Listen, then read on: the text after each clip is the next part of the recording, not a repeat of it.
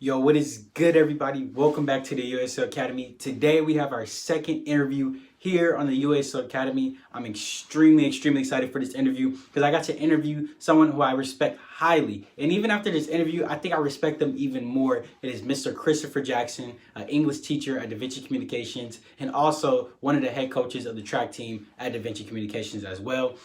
Just an amazing person, just such a pure soul. I got to talk to him about various topics, and you'll get to see those topics. One of those topics is about the George Floyd situation, and I know that is pretty much the only thing that's been on the news recently. So you'll definitely get to hear our conversation about that towards the second half of the interview. But you really want to watch this interview in its entirety. I really did appreciate getting to interview Mr. Jackson. Funny story is that the fact that he was supposed to be my first sit-down interview. So of course we're on quarantine, so I've been at school and I wasn't able to see him. So I wanted to, as soon as we get back to school, have a sit-down interview with him and him be my very first sit-down interview. But I don't know when I'm going to be able to get back to school, when quarantine is going to end. So I was like, look, I'm just going to interview him. And I'm so glad I did. Such a wonderful person, such a beautiful soul. And the things he says in here is very knowledgeable. And there's so much wisdom within this man. I have so much respect for him and what he does. He is truly serving the community and truly serving kids each and every day. An awesome person. But honestly, enough talking. Let's get straight into the interview. Everybody, my name is Jaylon Jones, and I'm here with Mr. Christopher Jackson, an English teacher at Vinci Communications and the head coach of, or one of the head coaches of the track team at Vinci Communications. Mr. Jackson, how are you doing Blessed, man. I'm blessed. Thank you. today? Good. I think first question I'd like to get into is you, like I said, you are an English teacher, but could you kind of explain to everyone why you decided to get into teaching in the education system? Well, first of all, brother, I didn't decide. You know, God kept putting it on my heart, or not even putting it on my heart, just leading me toward being a teacher. Mhm. I I first wanted to be a professional football player, and it was school that I used to continue to play. You know, in Texas, we had no pass, no play. And so my mother would not allow me to play football unless I had all my grades taken care of. And so that was my passion, to be a professional football player. And as the years went by, I was fortunate enough to be a part of university, play all of my years there, and then fortunate enough to have an opportunity to play in the NFL. And during that time, I tore my ACL twice. And Wow. so after my career there, I was in my hospital bed and just extremely depressed and writing all of this poetry. And that's when my English degree just started to kick in, because physically my body was done. And that's when my mind just started to soak up all of the knowledge that I gained while attending the University of Iowa, and putting all of the things that I learned for my major in English at the University of Iowa. And so my tutors always said that I should be a teacher, because I was always helping kids during the summer.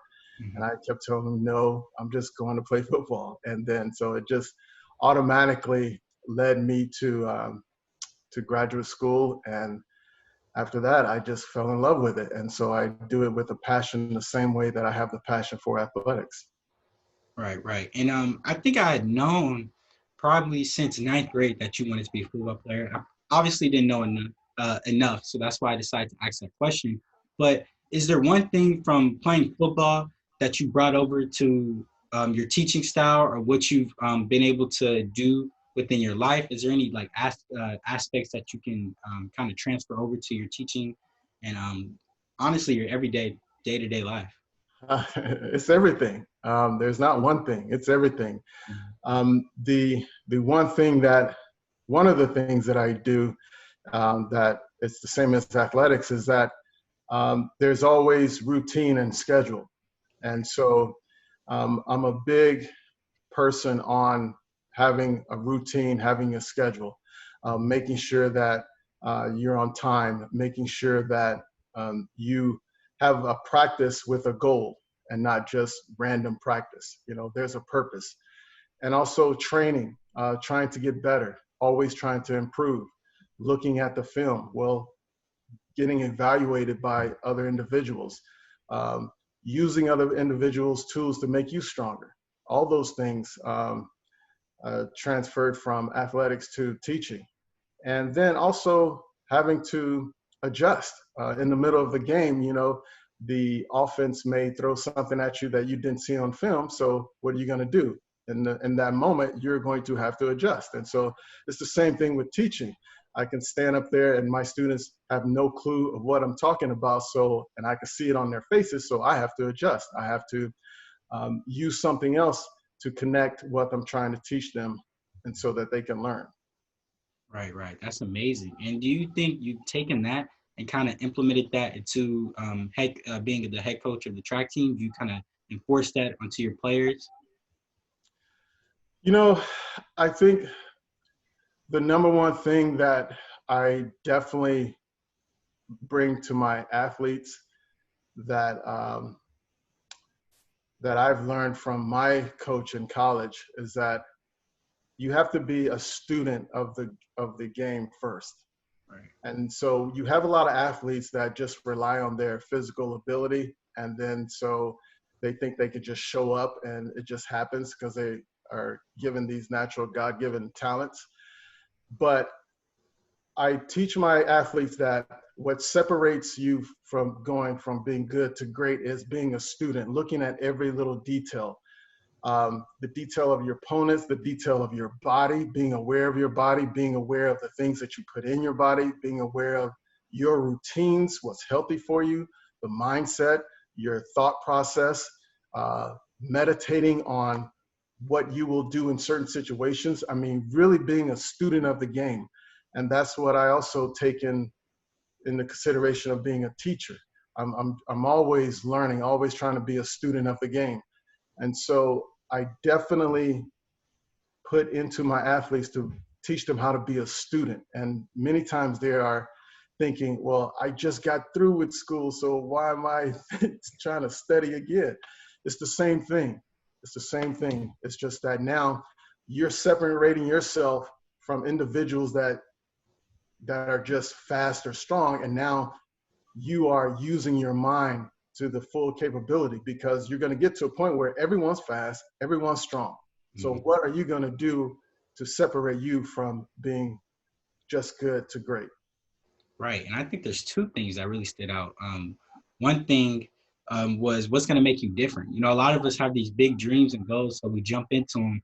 But there's 7 billion people living on this earth. You know, someone's going to have the same goal as you. Someone wants the same thing as you. What are you going to do different to shine out there? You know, what are you going to do that person's going to go, wow. And I think another thing is just being a student. You know, a lot of us want to master the skill of this and master that. But the master thinks he knows everything, but he stops learning. You know, if you're a student, you might be good at it, but you're constantly learning. You're constantly getting better. And that's something I preach in my motivation. I tell people a lot of times is it's you constantly just getting better. You know, each year you're writing a new chapter. In that chapter, the writing style, the vocabulary might just be different. You know, that kind of reflecting on the person. You know, you might just be different. You know, the things, what you say to people or how you react to things Right. may be different in chapter 17 versus chapter 16. And that's the beautiful thing of life. I think that's amazing. And with you talking about this and you kind of bringing these things into your teaching style and trying to bring these things from football and other things in your life to your players, would you say you kind of have a unorthodox way of teaching? And what I mean by that is I had a guest on, his name was Tahuti.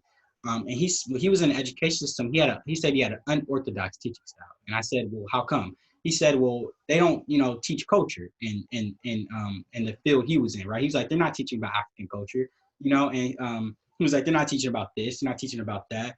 Would you say you sometimes try to, you know, go a little bit unorthodox, try to implement things that the curriculum may not have in there? You try to slip some things in. And would you say you do that? Oh, brother.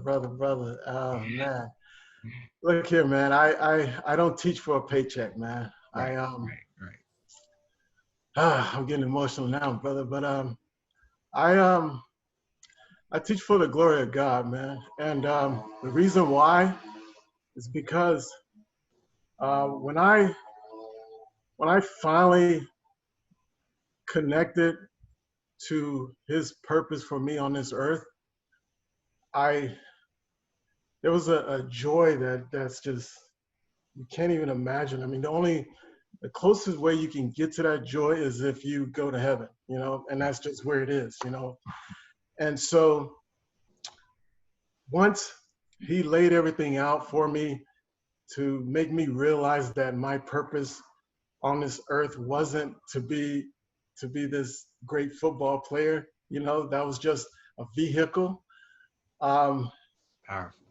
yeah, it was just mind blowing, and I was just laser focused. And so, going back to your question about that unorthodox teaching, you know,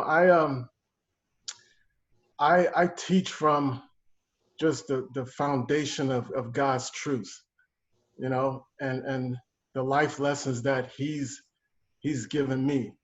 From my pain, I teach from my mistakes. A lot of it. I mean, Right. I tell my students all the time that I'm not standing up there telling them things that I've gotten right. I'm telling them from my mistakes, and so that they can be better than me.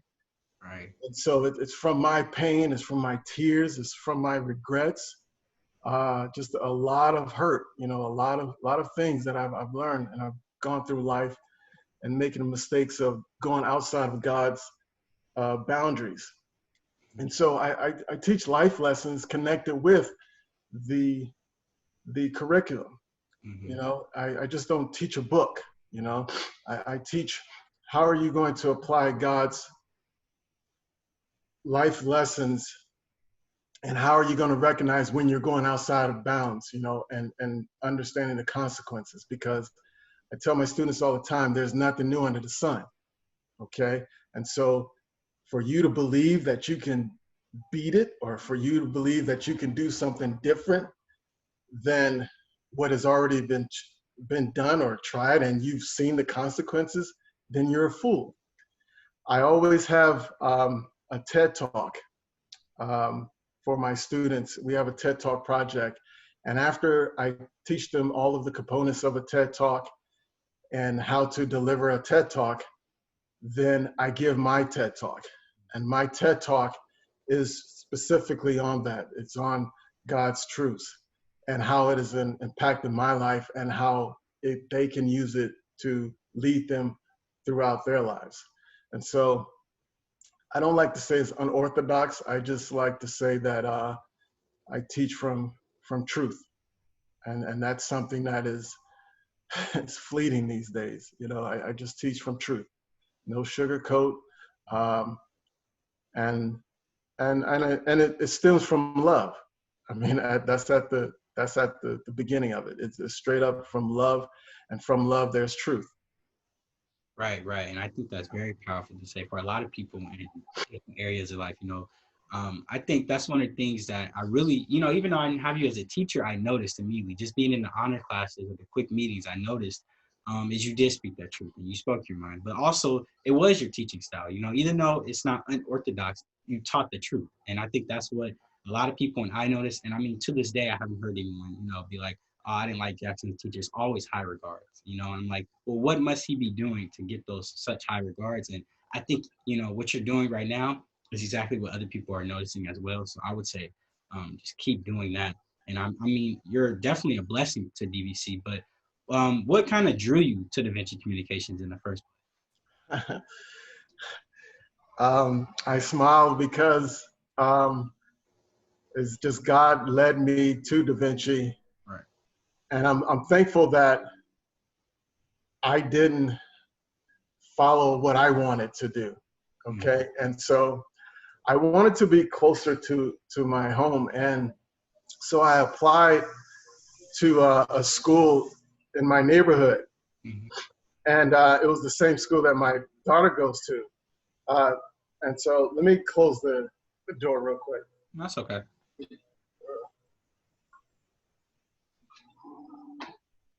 So it was the same school that my daughter goes to, and fortunately they turned me down, Mm-hmm. and I don't know for what reasons, but it was a blessing that they did turn me down, because um, I now see that I wasn't meant to be there. I see that I'm definitely meant to be at Da Vinci, and it's a blessing to be at Da Vinci. Before arriving at Da Vinci, I was an assistant principal at a particular school. I'm not going to name the school, but um, during that time, God put me through some training, and I mean some serious training about um, being humble, taught me how to forgive, taught me how to hold my tongue, and taught me, most importantly, to trust his ways and his direction.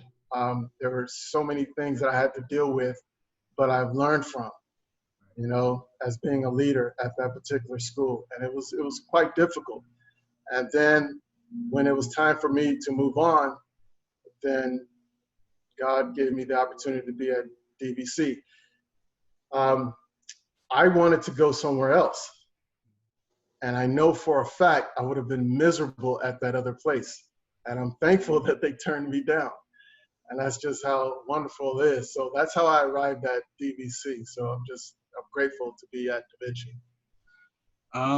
I think one question I have a lot, but I mean, first off, this is so powerful. I'm listening to this, I'm like, wow. This truly is God leading you in that direction. But how do you know you've made it? How do you know you're being led into the wrong direction? And how do you know when you finally like, this is my path? Do you feel it, or is there some, kind of like, I guess omen, or I forget how you say it, omen or amen that's out there that you're just like, okay, this is, my God or whoever's trying to, tell me I'm on the right path here. You know what? I can't even say that I know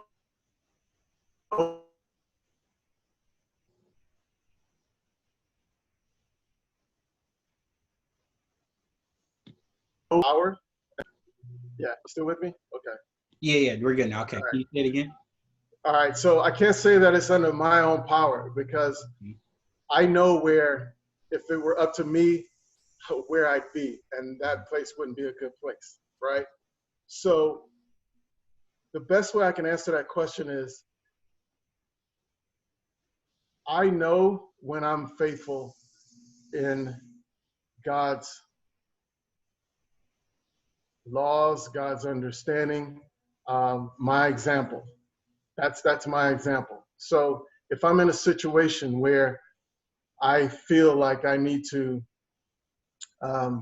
be revengeful or loud or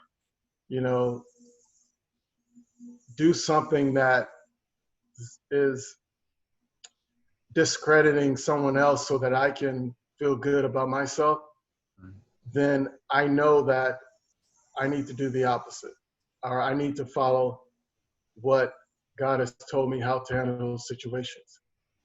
And that's exactly what happened while I was in that former school. Okay. And so that's how I know when I know that when I'm in a situation that it may not be the best situation, all I know is I need to stay faithful in doing the right thing. And it's not about how it will feel or how it will make me feel, because feelings are like vapor, they're fleeting, they come and go. And so I base myself, my trust on the rock of God and Jesus. And so that's where I stand. And so, yes, in the moment in time, I may be looked upon as considered low or last. I may be not heard. I may be taken advantage of, but that's all dying to self. It's not about me. It's bigger than me. And so there's never been a situation where I've trusted in God's provision, I've trusted in his sovereignty, and I've trusted in doing the right thing, and the right thing being not of me, being the top dog or the big man, but doing the right thing based on his laws, that he hasn't carried me through, that he hasn't shown me that that was the right decision. Because as I sit here today, I can look back and say, wow, even though I felt that way during making that decision, I'm so thankful that I did make that decision, because it has brought me to where I am now. If I would have done something different, then I wouldn't be in a better place. And so that's just that faith, that trust that I received from God. So that's how I know. And undoubtedly, this has probably been, I mean, years of failures, tears, blood, sweat, Oh of you learn something and you make yeah. that mistake again, and you learn it and you make that mistake again. I mean, this Oh has yeah. to have been years of work. Yeah, he's gonna keep testing you. Yes. I mean, you don't know the half, man. I mean, I got a lot of scars, brother. Mhm. So I got a lot of scars, but I'm thankful. I'm thankful. It's painful, but the purpose is there for me to teach others, to teach my children. You know, don't do this, don't do that, and these are the reasons why. You know, and so I definitely am thankful for that. Right, right. Moving on to the second half of this interview, I don't think it's very unknown about what's been happening in this country in the last couple of weeks. Just a couple of weeks ago, we had a young African American male. Actually, no, in February, we had a young African American male running and was shot and killed by two white men. Now we have George Floyd, who had someone's knee on the back of his neck and was killed in Minneapolis this Monday. Um, what are your thoughts on this? First off, to start, what are your thoughts? Oh man, brother. I'm gonna be real with you, man. I this morning I saw the video Yeah, and I just cried for about 15 minutes, man. I just cried. I just cried, man, because a part of me died with him. I'm mourning his death, you know, and seeing him on that ground, I saw myself, you know, and it just goes to show you that this country is still bearing the strange fruit, like Billie Holiday says, of slavery. And that strange fruit that is bearing is racism. It's the white supremacy of the belief that a black man's life is worthless, or because I am this and this black man is who he is, then I'm better than him and I have the authority to snuff out his life, you know? And so I just mourned, man, and I cried, and I just had a conversation with my daughter um, to tell her that there's absolutely no reason why that couldn't be me. No reason why that it couldn't be me, that I could walk out of this house, get in my car, and you'd be pulled over. Cops don't care that I'm a teacher, right. okay? They don't care. And so it just blows my mind how individuals still aren't aware of it, still don't believe that it exists, still don't understand the root of it. And that's the reason why, and I want to go back to my teaching, is that what people fail to understand is that when they do not know the past and they do not learn the past and engage with the past, that they are going to be disconnected and they're going to make decisions in their present that is not going to allow them to make wise decisions to dictate their future.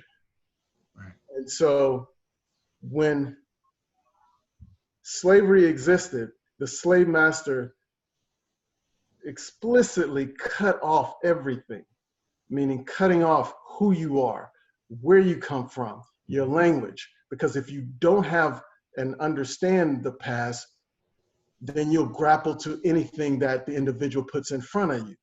And you will believe that this is who you are. And then so you'll make those decisions about what you do in the present, and that's definitely going to dictate your future. So when we have young individuals that don't know the history of the United States, don't know the history of the blood that runs through their veins, It's terrible. then they're going to carelessly make decisions or do certain things in the present that's going to just just constantly repeat the ignorance and the foolishness, and not have that lens, and like you all say, not have that awakening Right. of who they're around and how others view them. And so it's very important. And that's going back to my teaching. That's how I teach. You got to understand your past. You have to engage with it. It is not just some old history book. It's the blood in your veins. And if it weren't for that past, you wouldn't be where you are today. But at the same time, if you forget that past, you're going to be lost. You're going to be lost just like a paper in the wind, just going to and fro without any foundation at all. And man, I mean, you couldn't have said it any better. The past and our history is so important. You know, there's countless people who I know who, I mean, African or not, you know, black or not, who just don't like history. And I'm like, that's okay. You know, I can kind of see where you're coming from, but I, you know, preferably love history. And I'm like, it's so important because it teaches you lessons. And when you learn those lessons, you see them repeat, actually. You see them, some of those events repeat in our modern day. I'm learning about history of a totally different group of people, totally different ethnicity than us. I'm like, wow, same thing that happened to them is now happening to our people. And I'm amazed how history repeats itself, not exactly, but in a certain way or a certain form. It's like a vision. You see it, it may not happen exactly as you see it, but it may be similar to what you might have saw just in a different form. And so when I made my organization, I was like, look, I need to teach my people their history. You know, I need to do some way to just help our community, help our society, because I mean, I think enough is enough. And I made it based off the morals and values of Malcolm X. As we kept going by, I'm like, well, Malcolm X was helping people. He was finding solutions. How can my organization find solutions? And so each and every day I'm thinking about different solutions. Well, maybe let me start this academy so I can give people knowledge on different topics. Let me see what I can do. Do you think there's a solution out there that we can start to gravitate to? I know one solution I preach is unity, but do you think there is, you know, one solution to finally our people can start to realize what's happening and not let it happen anymore, or find, you know, some way to end it? You know, I wish it were that simple, just finding one solution. I can start with the beginning. And it starts with understanding that we are all failures. And what I mean by that is that um, if I understand that I have flaws, and I understand that I am no better than anyone else, then that's just the start. That's just the humility, right? Because when you start to believe that you're better than someone else, then you start to speak to individuals because individuals in a different way. You don't value who they are. You don't value their talents. And then so that's the catalyst to racism and prejudice.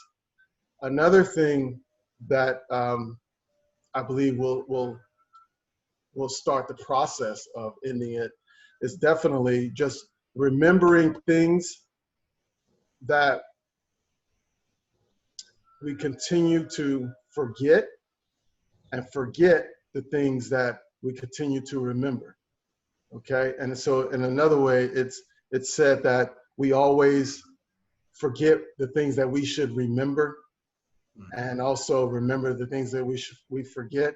And so I'll go back to what I was discussing before about following God's laws, is that if we constantly remember how a certain individual has mistreated us, right? Then it's like drinking poison and waiting for the other person to die. And so then that's just going to constantly affect you, right? And so I'm going to step outside of myself and view myself as a person of a different race. And if I had a situation with a black man that wasn't favorable, right? and I continue to remember that, then I'm going to hold that and against every black man I encounter. And I'm going to dislike black men, and I'm going to not trust black men. All right. Instead of dealing with that one incident and then turning it on myself, knowing that I have done wrong things, I have mistreated other people, and have they forgiven me? You see? And so that's the part where if we continue to hold grudges and not forgive each other, then that's what feeds the hatred and the mistrust. And then also we must remember who we are, remember our mistakes, remember individuals that have forgiven us, because we're going to be judged the same way. We can't forgive someone else. And so I think that's just a heart transplant that needs to happen. And there's only one person that can do it, and that's God. Right. You know, and you have to die to yourself, you know, and that's the startup. Man, that's powerful right there. I can't even express. It's almost as if, you know, you were kind of just talking to me. I'm sitting here thinking as you're talking, I'm like, is this man talking directly to me? Because I'm dealing with something similar to what you're saying. And, you know, I have to kind of look within myself now and think, wow, let me step outside of me and see, and kind of have a bird's eye view of the situation or the things I'm going through. So, I mean, that's honestly powerful to be able to do that. You know, that's probably years of work. You know, I'll see people, I'm like, how did they get to that level of mentality? But I'm like, this is years of work. You know, this didn't happen, you know, tomorrow or yesterday. This is, you know, probably years of work. And so And definitely props to you on that. Definitely props to you on that. Kind of wrapping up the conversation. Um, of course, we're not at school. Definitely a bummer right there. I definitely miss almost every aspect, to be honest with you. I can't even express how much I actually miss just being around people, other than, you know, my three family members. But you know, of course, every Wednesday we would have our BSU, and we'd all be in there talking. What do you miss about that? You know I miss a couple things, but I've yet to ask someone else, what do they miss about, you know, either about BSU or just being at school in general? I just miss serving more people, you Right. know. And again, just teaching, you know, teaching in person. That's what I miss. I miss serving and teaching.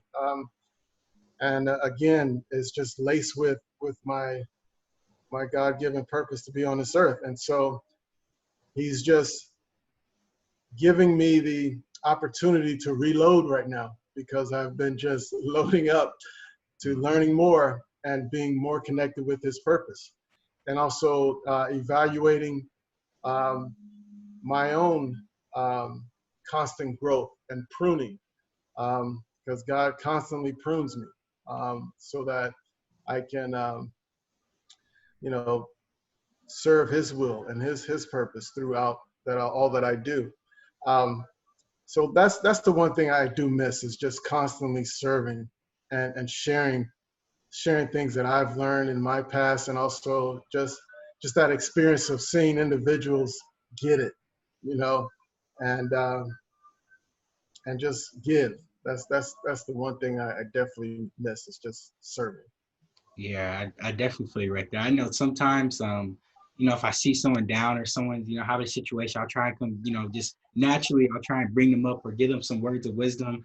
I find myself literally talking to myself half the time, you know, making up different speeches in my head. I'm like, dang, I must really just miss going back to school and just being, you know, Yeah, or at least trying to be a very positive person, because being positive and serving others honestly just makes your life so much better. And so that's right. why I try to give more than I get, and it's definitely hard. There's definitely times where I'm like, I'm taking too much. Let me give more. But honestly, serving people and serving something that's greater than yourself, something outside of yourself, not so much me, is definitely powerful, and it's definitely changed my life. I started my organization and starting to give more, which I want to give even more than what we have done. You know, we've made a dent. I'm like, we can go bigger. You know, Yeah, being able to do that changed me as a person. It's perspective. You know, I had my first charity event, and I was walking downtown and seeing these people. I'm like, I complain when I have too much homework. I don't hear these people complaining at all. I mean, they're sleeping on the floor. Of course, they probably do, but I'm like, to Right. be at that level, and some of them were so humble, and I'm like, you're humble, and I mean, like, it kind of pushes you back, and you realize the privilege that you have, and how good God has been to you throughout your whole life, and He's been amazing to me, and I have zero complaints to give Him, honestly. So Right. that's definitely a beautiful thing. I definitely appreciate this conversation. I definitely appreciate you coming on, Mr. Jackson. Really do appreciate that. No problem, man. And last thing I just want to say is that you figured it out right there as far as the serving part, because believe it or not, and I know this may sound strange to some individuals, but we're not here for ourselves. Okay. Right. So we're here to serve others. We're here to benefit other people's lives. Right. It's just like a fruit tree, right? An apple tree. Does an apple tree eat its own fruit? No. No. All right. And so that purpose of the fruit of that apple tree is to nourish other people. The ingredients in that apple, or the makeup of that apple, will benefit my body when I pick that fruit. So it's there to benefit me. But when that apple tree isn't picked, things happen, because the apple tree can't eat its own fruit. And Right. so if it's not picked, then things start to rot and the apple tree can become unhealthy. Okay. And so again, serving takes your eyes off of you. It puts your eyes on God's purpose for you, because God gave you natural talents. That's the reason why individuals can do certain things that comes natural to them than others. Okay. Just like a lot of people think I'm crazy to even teach high school. They're like, I would never be in Right. front of teenagers, right? And that's cool. That's not your God-given purpose, Right. right? And so that's the reason why serving is so important. Take your eyes off of yourself and be in line with your God-given talent to serve others, and so that others can benefit from your talents. Right. Right. And that's beautiful right there. Thank you, Mr. Jackson. And so I hope you guys enjoyed that. To be honest with you, this may have to be one of my very favorite interviews. Now, look, I've only interviewed a couple people, right? Some of you guys, I haven't uploaded all my interviews. Some of them, I've kept for just myself. Some I've uploaded. I'm gonna upload most of them. Some of the ones I kept usually because something went wrong in the interview, and I was like, I'll just keep this one for myself. But I feel like this is probably gonna be my favorite interview, honestly, to the day I die, because this interview was beautiful. It was only 30 minutes long, and if you see in the video, I'm taking so much for him. I'm just like taking in all the knowledge. It's just sucking into my brain. And honestly, what an amazing interview. If you guys want to find more stuff like this, you want to get to understand the UASO a bit better, follow us on Instagram at _UASO. Of course, if you like this video, leave a like and subscribe to the UASO Academy to see more content like this. And if you'd like to really get in touch with us, really learn more about us, you got to check out our website, theuaso.net. That's where you'll get the full experience, get to learn about the UASO, why we created it, and what we've been doing over quarantine. I appreciate you all for watching this video, and I'll see you all next week with another interview. Thank you.